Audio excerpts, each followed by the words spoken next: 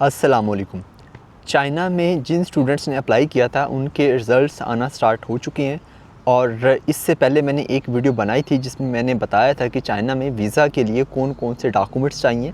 यानी कि जो वो स्टूडेंट्स जिनकी सिलेक्शन मास्टर्स के लिए हुई है, पीएचडी के लिए या फिर बैचलर के लिए, तो वो स्टूडेंट्स X1 वीज़ा के लिए अप्लाई करेंगे।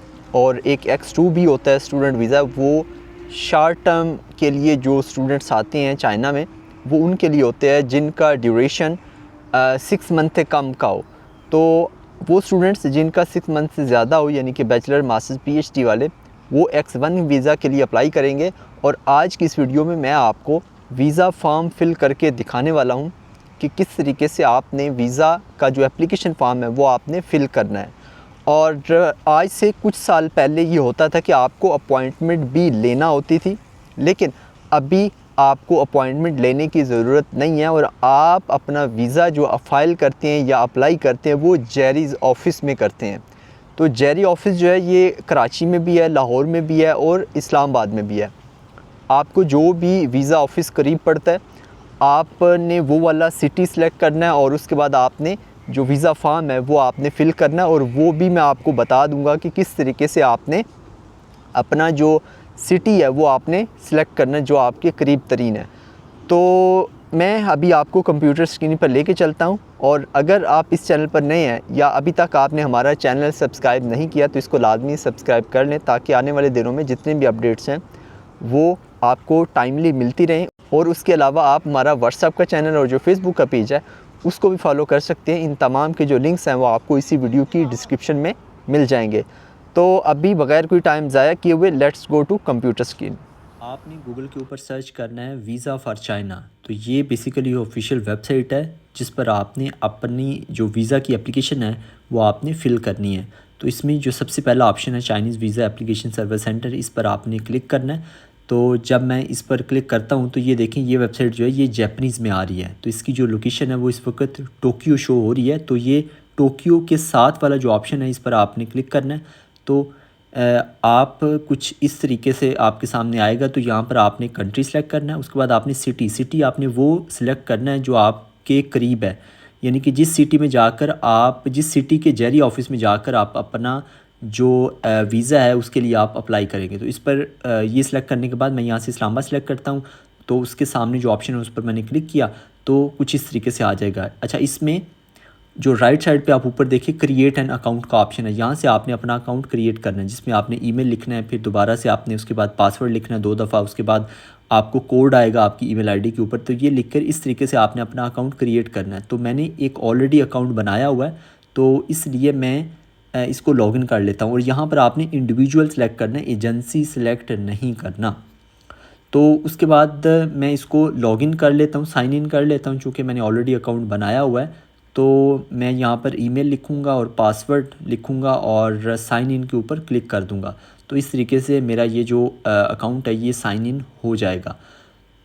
तो आपने भी इसी तरीके से करना है, पहले क्रिएट करना अकाउंट, उसके बाद आपने साइन इन कर लेना। उसके बाद राइट साइड पे आप देखिए लिखा हुआ है एप्लीकेशन फॉर्म, तो इसके ऊपर आपने क्लिक कर लेना है। और ये याद रहे कि सिटी आपने ध्यान से आपने चूज़ करना है। जिस सिटी के जेरी ऑफिस में जाकर आप अपना वीज़ा के लिए अपने डॉक्यूमेंट्स या अपना पासपोर्ट आपने सबमिट करना है, वही वाला आपने सिटी आपने सेलेक्ट करना है। अगर ये सिटी डिफरेंट है, आप लाहौर में करना चाहते हैं, तो आप दोबारा से जाकर इसकी लोकेशन चेंज कर सकते हैं, वहाँ से जाकर आप सिटी भी चेंज कर सकते हैं।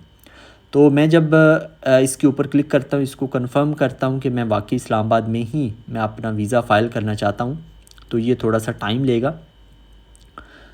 तो ये रिफ़्रेश नहीं हो रहा, मैं इसको दोबारा से रिफ़्रेश कर देता हूँ। तो कुछ इस तरीके से गाइडलाइन आएंगी। लास्ट पे है कि start filling in the form है। तो ये जो गाइडलाइन है ये आपने पढ़ लेनी है और उसके बाद आपने क्लिक करना है start filling in the form. तो ये बेसिकली आपका फॉर्म स्टार्ट हो जाएगा। इसमें सबसे पहले पर्सनल इन्फॉर्मेशन है जिसमें अपलोड योर फ़ोटो, आपने अपनी पिक्चर अपलोड करनी है। और याद रहे ये पिक्चर बहुत इंपॉर्टेंट है। इसमें जो एरर है या इसका मसला हो सकता है वो फिर आपको दोबारा कहेंगे कि दोबारा अपलोड करें। तो इसलिए आपने पिक्चर जो है ये आप बेहतर होगा आप मोबाइल से ना बनाएं, आप किसी जो फ़ोटो स्टूडियो वाली जो शॉप होती है वहाँ पर जाकर उनसे प्रॉपर एक वाइट बैकग्राउंड के साथ अपनी पिक्चर बनवाएं, तो ज़्यादा बेहतर होगा ताकि क्लियर पिक्चर हो। तो इस चीज़ का आपने ख्याल रखना है, ये बहुत इंपॉर्टेंट है। और ये जब मैंने अपलोड की तो ये एरर शो कर रहा है, तो मैं कोशिश करता हूँ कोई और पिक्चर अपलोड करके मैं देखता हूँ कि कोई और पिक्चर अपलोड हो जाए, तो फिर मैं आपको दिखाता हूँ कि इसको आपने एडजस्ट भी करना है इसके अकॉर्डिंग, जो ये राइट साइड पर इन्होंने बताया हुआ है कि इस तरीके से आपने एडजस्ट करना है। तो इसको एडजस्ट करके फिर आपने फिनिश्ड पर क्लिक करना है, तो वो फिर बता देगा कि आपकी पिक्चर ठीक है या नहीं। और उसके अलावा ये जब एप्लीकेशन आपकी रिव्यू में जाती है तो वहाँ पर भी बाज़ औक़ात पिक्चर का मसला निकल आता है, तो वो फिर आपने अदर डॉक्यूमेंट्स में अपनी पिक्चर अपलोड करनी होती है। तो इसको मैं मज़ीद एक्सप्लेन कर दूँगा आगे जा कर के अदर डॉक्यूमेंट्स में क्यों आपने अपलोड करनी होती है अगर इसका कोई मसला निकल आए बाद में तो। अच्छा, उसके बाद यहाँ पर आपने अपना पासपोर्ट का जो इन्फॉर्मेशन वाला पेज है, और ये जो इन्फॉर्मेशन है ये ऑटोमेटिकली यहाँ पर आ जाएगी जो ही आप अपना पासपोर्ट की पिक्चर आप यहाँ पर अपलोड करेंगे। और ये इन्फॉर्मेशन आपने लाजमी इसकी तमाम इन्फॉर्मेशन आपने मैच करनी है अपने पासपोर्ट के साथ, ताकि कोई भी किसी किस्म की गलती ना हो। और इसमें आपने नाम देखना है, पासपोर्ट नंबर देखना है, उसके बाद आपने नीचे वाला जो ऑप्शन है उसके ऊपर आपने क्लिक कर लेना है। तो ये कुछ इन्फॉर्मेशन ऑलरेडी यहाँ पर आ जाएगी, चूँकि वो पासपोर्ट जो हमने अपलोड किया है और कंफर्म किया हमने, तो वो यहाँ पर ऑटोमेटिकली आ जाएगी। अगेन मैं आपको कह रहा हूँ कि आपने इन्फॉर्मेशन लाजमी कंफर्म करनी है, बहुत इंपॉर्टेंट है। और इसको बड़े ध्यान से, स्पेशली आपकी जो अपनी इन्फॉर्मेशन है उसको आपने बहुत ही ध्यान से आपने फिल करना है और आपने इन्फॉर्मेशन कंफर्म करनी है।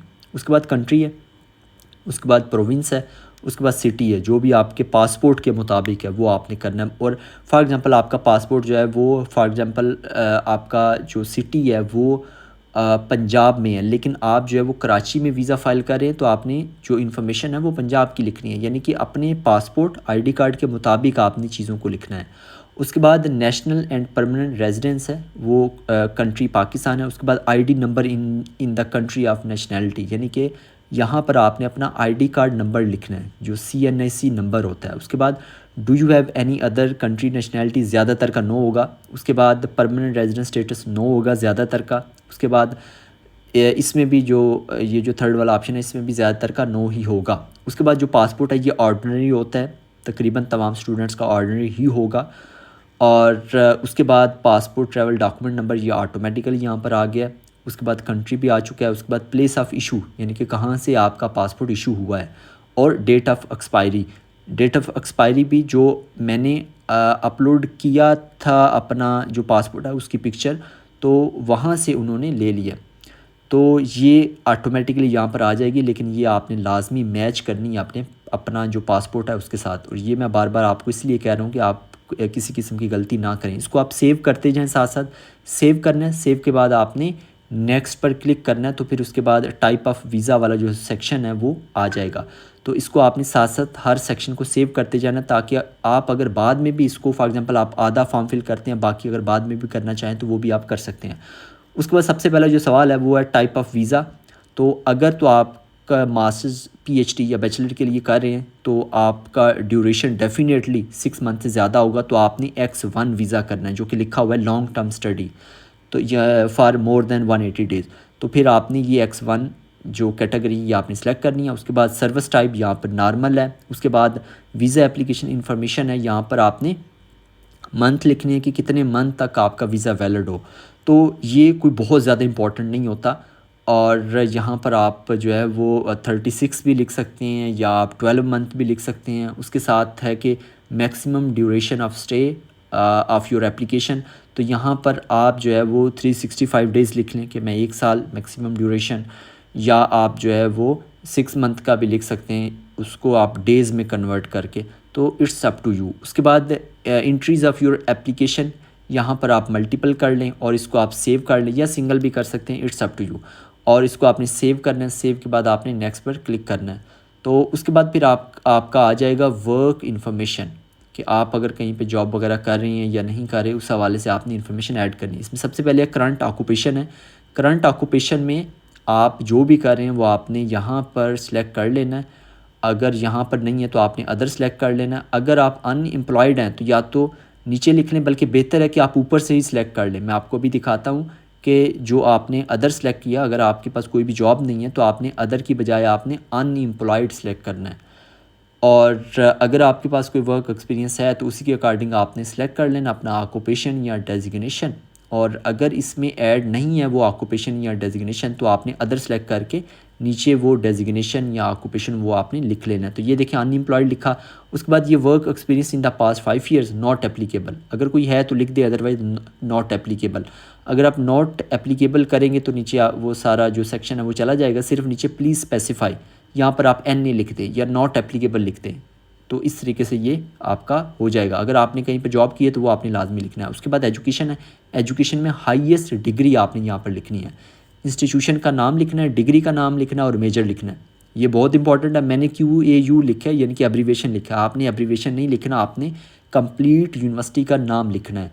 उसके बाद जो भी आपकी डिग्री थी वो आपने यहाँ से सिलेक्ट करनी है। उसके बाद जो आपका मेजर था वो आपने लिखना है और इस तरीके से आपका एजुकेशन का सेक्शन हो जाएगा। उसके बाद फैमिली इन्फॉर्मेशन है, फैमिली इन्फॉर्मेशन में सबसे पहले करंट होम एड्रेस है कि करंटली आपका जो एड्रेस है जो भी ID कार्ड के ऊपर है वो आपने लिखना है। उसके बाद फ़ोन नंबर है आपका वो आपने लिखना है, मोबाइल नंबर है ये आपने लिखना है और उसके बाद ईमेल ID है, ये आप ना भी लिखेंगे तो कोई मसला नहीं है। बेसिकली जो रेड स्टेरिक वाले जितने भी सेक्शन हैं वो आपने लाजमी फ़िल करने हैं, जिनके साथ रेड स्टेरिक नहीं है उसके बगैर भी काम चल जाएगा। उसके बाद है स्पाउस, और चूँकि मैंने स्टार्ट में मैरिड सेलेक्ट किया था तो यहाँ पर फिर आपने अपने स्पाउस की जो इन्फॉर्मेशन है वो आपने यहाँ पर लिखनी है। तो यानी कि हस्बैंड जो है वो अपनी वाइफ के बारे में लिखेगा और जो अगर वाइफ वीज़ा अप्लाई कर रही है तो अपने हस्बैंड के बारे में लिखेगी। तो इस तरीके से उनका नाम, नेशनैलिटी, ऑक्यूपेशन, उसके बाद डेट ऑफ बर्थ जो भी ID कार्ड के मुताबिक बिल्कुल करेक्ट एग्जैक्ट इन्फॉर्मेशन आपने लिखनी है, कोई भी गलत या फेक इन्फॉर्मेशन आपने ऐड नहीं करनी। उसके बाद कंट्री है, उसके बाद सिटी का नाम लिखना है, एड्रेस लिखना है उसका, और उसके बाद आ जाती है आपके पेरेंट्स की इन्फॉर्मेशन। तो जो पेरेंट्स की इन्फॉर्मेशन है उसमें सबसे पहले फ़ादर है, फ़ादर का फैमिली नेम, उसके बाद गिवन नेम, उसके अलावा नेशनैलिटी सेलेक्ट करनी है और उनका जो डेट ऑफ बर्थ है वो आपने यहाँ पर लिखना है। और उसके बाद is your father in China, कि क्या आपके फ़ादर चाइना में हैं, अगर हैं तो येस, अदरवाइज़ नो, तो ये मेजॉरिटी का नो होगा।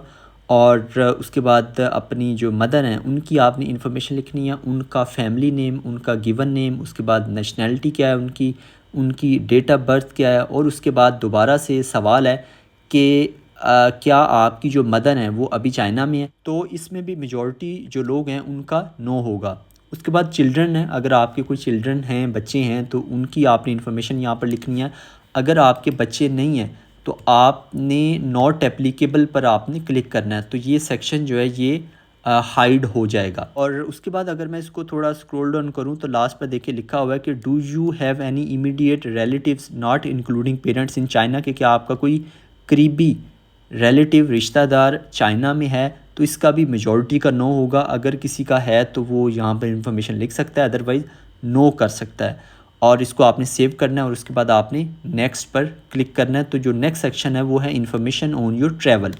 इसमें आपने अपने ट्रैवल के हवाले से इन्फॉर्मेशन लिखनी है, जिसमें सबसे पहले है कि date of arrival, the system only accept visa application for entry date within the next 90 days, यानी कि आप जो तारीख सेलेक्ट करेंगे वो आप अगले 90 दिनों तक की सिलेक्ट कर सकते हैं। यानी कि ऐसा नहीं है कि अगर मैं आज मई में एप्लीकेशन फॉर्म फिल कर रहा हूँ तो मैं दिसंबर की तारीख सेलेक्ट कर लूँ कि मैं दिसंबर में चाइना जाऊँगा, तो ये इस तरीके से नहीं होता। तो इसलिए आप जो है वो जुलाई तक, जुलाई के मिड में आप वीज़ा अप्लाई कर लें तो ज़्यादा बेहतर होगा, ताकि वो 3 मंथ का होगा तो आप सितंबर में आप चाइना चले जाएंगे। तो इस तरीके से आप कर सकते हैं।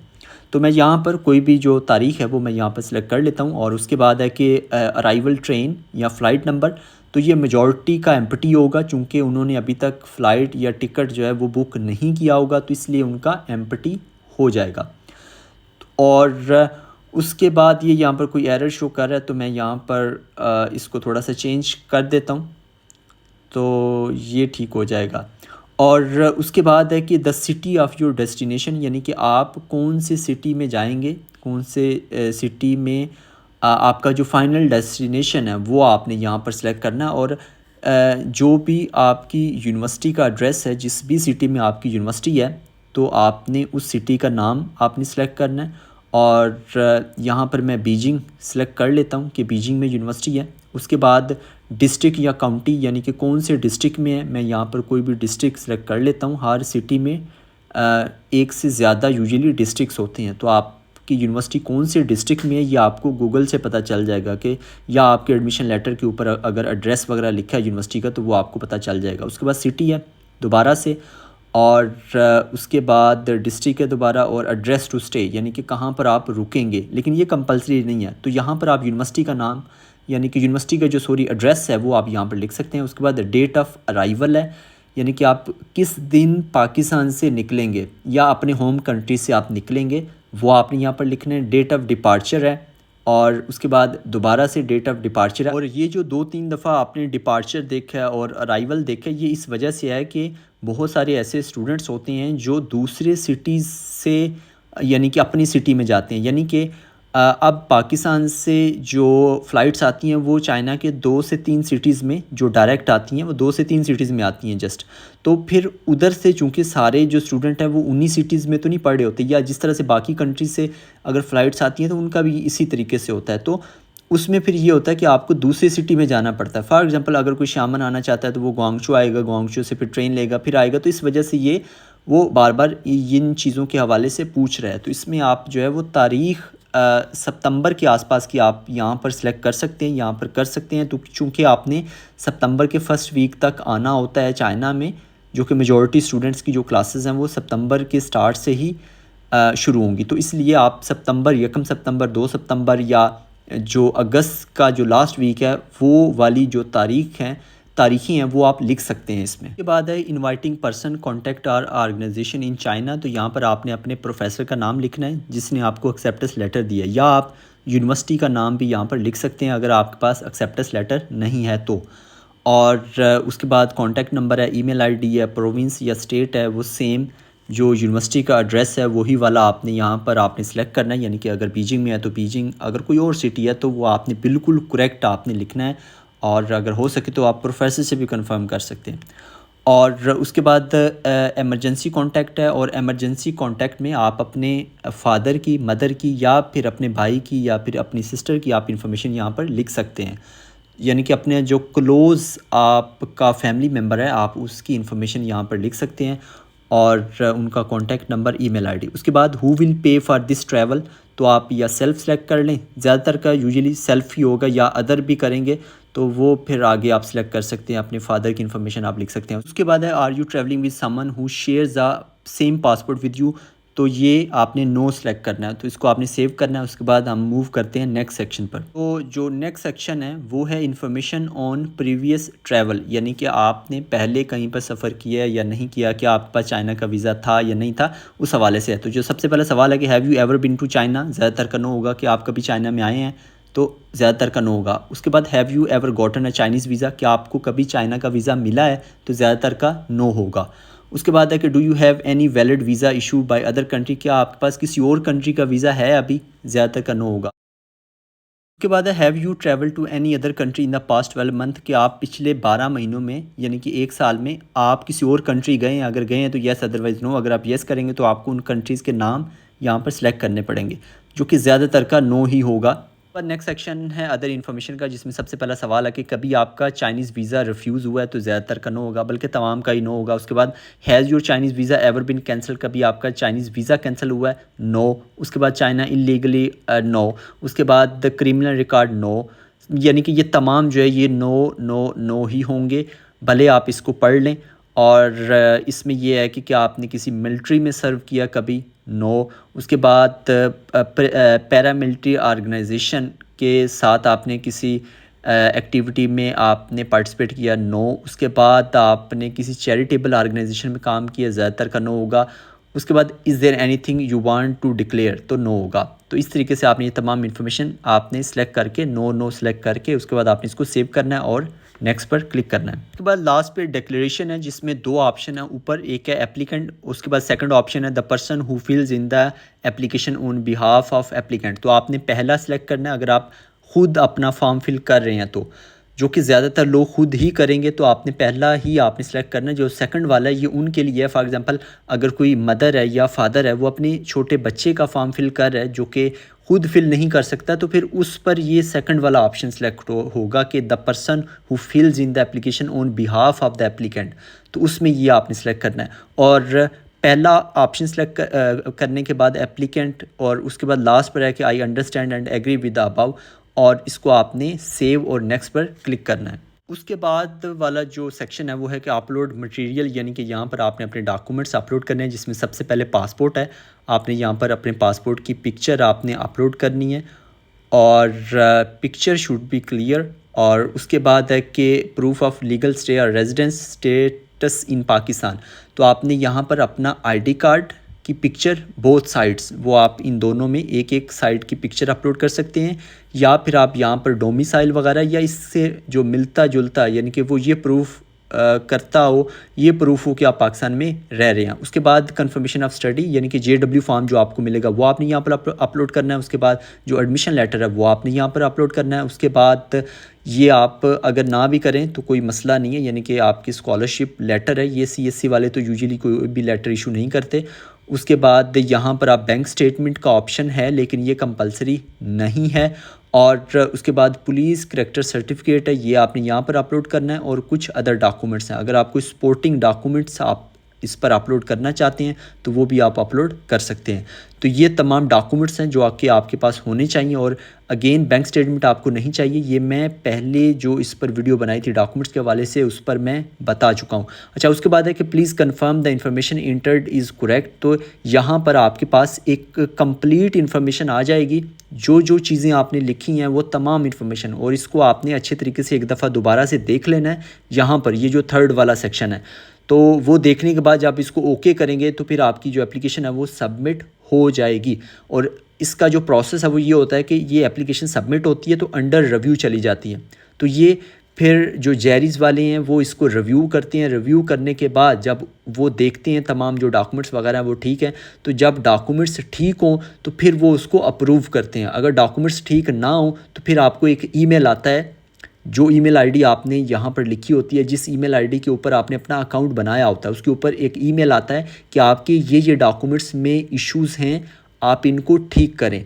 तो फिर जब वो आप ठीक करके आप दोबारा से आपको एडिट का ऑप्शन आता है तो वो आप अपने डॉक्यूमेंट्स अपलोड करते हो। और बात करें पिक्चर की, जैसा कि मैंने आपको पहले बताया था कि पिक्चर आपने अदर डॉक्यूमेंट्स में अपलोड करनी है, तो उसका क्या मतलब था? उसका मतलब ये था कि अगर कोई मसला पिक्चर में हुआ तो वो जब आपको एडिट का ऑप्शन देंगे तो वो जो पिक्चर है उसमें एडिट का ऑप्शन नहीं होगा, सिर्फ ये जो डॉक्यूमेंट्स हैं इनमें एडिट का ऑप्शन होगा। तो अगर आपकी पिक्चर में मसला हुआ जो कि आपने बिल्कुल स्टार्ट में अपलोड की होगी, तो अगर उसमें कोई मसला हुआ तो वो आप ये जो लास्ट में अदर डॉक्यूमेंट्स से उसमें आपने अपलोड करना है। और उसके बाद आपके सामने कुछ इस तरह का इंटरफेस होगा, और यहाँ पर मैंने काफ़ी सारी एप्लीकेशन जो फॉर्म है वो मैंने सबमिट किए हुए हैं। तो आपका सिर्फ एक ही शो होगा जिसमें आपका passport number, status, creation date, submission date ये तमाम लिखी होंगी। और ये जो रिव्यू से पहले सबमिटेड होगा या कुछ इस तरीके से होगा, लेकिन जब रिव्यू हो जाएगा तो फिर वहाँ पर जो स्टेटस आएगा वो आएगा ऑनलाइन रिव्यू कंप्लीटेड, ये स्टेटस आएगा। और एक और इम्पॉर्टेंट चीज़, अगर आप अपनी एप्लीकेशन कैंसिल करना चाहते हैं, यानी कि आपने सबमिट कर दिया, आपको लगा कि कोई मसला था तो आप उसको कैंसिल करना चाहते हैं, तो आप अगर कैंसिल करेंगे तो वो दोबारा से रिव्यू में जाएगी, यानी कि कैंसिल नहीं होगी, वो रिव्यू में जाएगी। वो उसको देखकर फिर उसको अप्रूव करेंगे तो फिर आपकी एप्लीकेशन कैंसिल जी। तो इस तरीके से आप अपना एप्लीकेशन फॉर्म फिल कर सकते हैं और चाइना में वीज़ा के लिए अप्लाई कर सकते हैं। और अगर आपको कोई भी सवाल हो तो आप इस वीडियो के नीचे लाजमी पूछिएगा। और उसके अलावा मैंने पहले भी बताया आपको कि अगर पर्सनल पिक्चर का कोई मसला हो जो आपने बिल्कुल स्टार्ट में अपलोड किया है और आपको एडिट का ऑप्शन आएगा, तो वो एडिट नहीं होगा, वो वाला सेक्शन जो बिल्कुल स्टार्ट वाला सेक्शन था। सिर्फ जो आखिरी डॉक्यूमेंट्स वाला सेक्शन है वो एडिट का ऑप्शन, यानी कि उसमें आपको एडिट का ऑप्शन शो होगा। तो उसमें फिर अगर पिक्चर का इशू हुआ तो उसको आपने अदर डॉक्यूमेंट्स में आपने अपलोड करना है। और उसके अलावा आज से कुछ साल पहले ये होता था कि आपको अपॉइंटमेंट भी लेना होती थी, लेकिन अभी ये चीज़ ख़त्म हो चुकी है। अभी आपने इस तरीके से अपनी एप्लीकेशन सबमिट करनी है। उसके बाद 2 से 3 वर्किंग डेज़ में या फिर 4 वर्किंग डेज़ में आपकी एप्लीकेशन अप्रूव हो जाएगी। अगर तो अप्रूव हो जाए तो फिर आपने ये वाला फॉर्म डाउनलोड करना है और कुछ और जो ओरिजिनल डॉक्यूमेंट्स हैं वो आपने साथ लेकर जैरी ऑफिस में आप किसी भी टाइम जा सकते हैं। तो ये इस तरह का प्रोसेस होता है। और वो जैरी ऑफिस जो आपने सेलेक्ट किया होता है while applying at this portal, या ये जो फॉर्म फिल करते हुए जो आपने सिटी सेलेक्ट किया होता है, उसी सिटी के जैरी ऑफिस में आपने जाना है। तो ये थी तमाम डिटेल, और अगर फिर भी आपको कोई सवाल हो तो आप इस वीडियो के नीचे पूछ सकते हैं, और अपने दोस्तों के साथ भी ये वीडियो लाजमी शेयर कीजिएगा, वो तमाम लोग जो अभी चाइना के लिए वीज़ा अप्लाई करना चाह रहे हैं। तो ये थी आज की वीडियो, उम्मीद है आपके लिए काफ़ी हेल्पफुल होगी। और अगेन अगर आपने चैनल सब्सक्राइब नहीं किया तो इसको सब्सक्राइब कर लें। मिलते हैं अगली वीडियो में, दुआ में लाजमी याद रखिएगा। अल्लाह निगहबान।